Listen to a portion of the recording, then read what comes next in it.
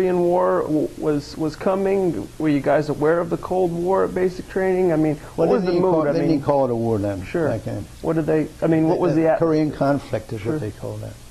And so while we were in there going through boot camp and everything, you were just talking about watch out. You know, when you're going through training, but teaching you to be careful and keep your head down, and you listen to what they told you.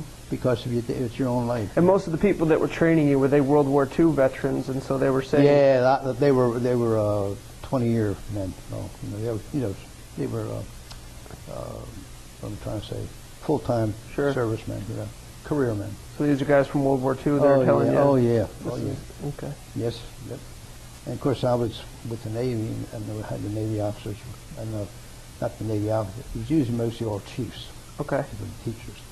And how did you choose your job? Well, they you take your test and everything, and they wanted me to be a. My background at that time was running office machines and stuff like that, in high school, and typing and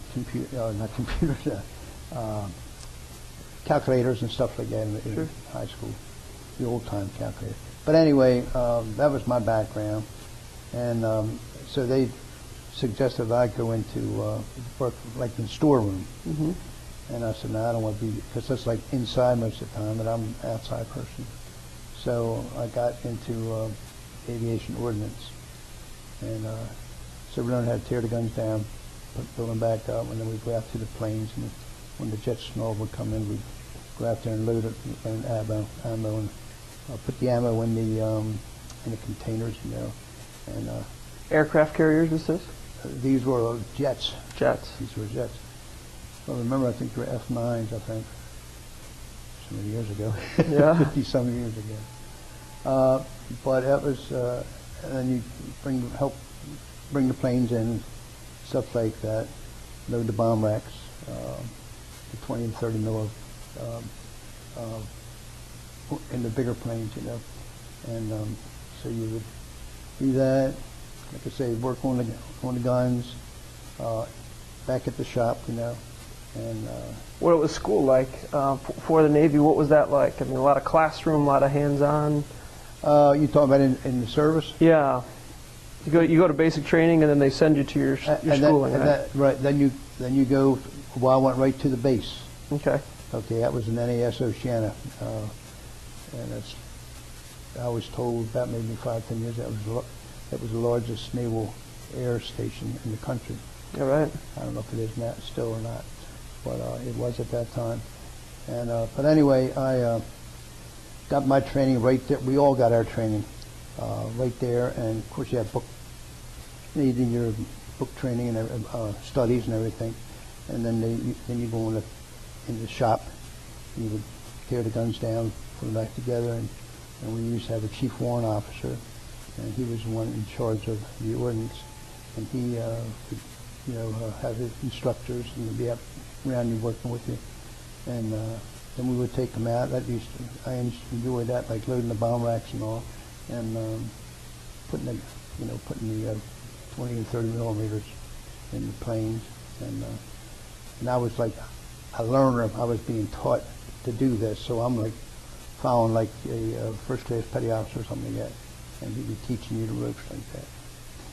And besides that in there, they knew my background from school and everything, and so they would use me as a yeoman, which would be the same as like a secretary, and I used to work for the leading chief in the hangar, and I would be his secretary, you might as well say, which is classified as a yeoman in service. And but anyway, I worked there, and then sometimes I'd be up in the administrative office working too. So I would be doing clerical work at times when I wasn't doing the work as a ordnanceman. And did you have any free time? Oh, you had free time. Oh, sure. You go to Young and go up there and have coffee or a beer or whatever, listen to some music. And that'd be just a sit-down thing. Well, back then, yeah, I used to listen to rock music and stuff like that. Like who? Well, like Elvis. Anyone? Elvis? Elvis Presley. We liked him. We liked, oh God, I can remember all the way back there. Oh Lord, I don't know. I liked what's his name on the trumpet? Benny Goodman. Okay. Benny Goodman. There was the singer. Barry, whatever the name may be. This was on the radio and records, etc. Oh yeah, beat records. You'd have the records, the big, Sure. put the money in the thing. And Were you talking to? She was. Your wife was your fiance still at this point? my wife was, yeah. Let's see. No, not until we got, not until I come home from basic training. Okay, so you came home from basic training and got married at that? No, we didn't get married then. No, of course we weren't even engaged yet. Okay. Because we broke up, I thought, and then she wrote me some letters, and I'll write back. So when I came back home after the basic training, boot camp, we got together by our gang, call them gang, not really a gang, a bunch of guys, you know, we used to hang out, and the girls used to have their own buddies, girlfriends. So they had their girls, and then big guys would be like this over here, and then we went to a carnival, and I didn't know they did this between the boys and the girls, and of course where we were in our area, we all were close knit, you know. And one got in trouble, you were, you know, and that's the way we were back then. And but anyway, we went to a carnival. They had a carnival in one of the lots there, up the street from my wife's house.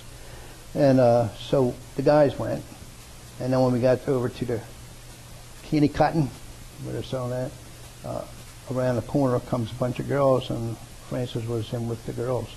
And then we saw each other, and then we just, I don't know how that all happened. I mean, it's doing, but we got together, and before I remember when we turned around and looked, and nobody was there. The other ones all took off. You know? Then I walked her home after we walked around the carnival a while. Then I met her mother. As she was coming in the door, as her mother was coming in the door, we were sitting on the steps.